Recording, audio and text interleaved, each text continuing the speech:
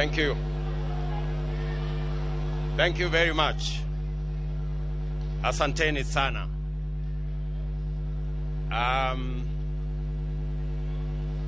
Your Excellencies, Ambassadors, and High Commissioners present, Your Lordships, the Bishops,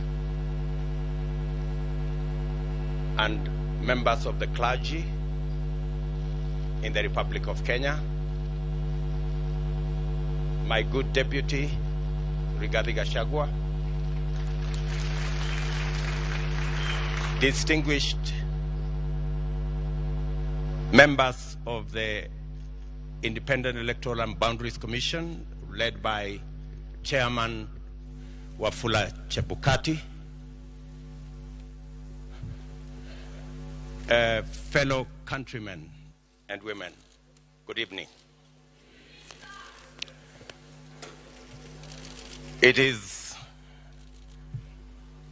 a wonderful evening, and I want to thank God that we are here this evening to witness this momentous occasion as the people of Kenya restate what is in Article 1 of the Constitution of Kenya, that all sovereign power belong to the people of Kenya. I want to thank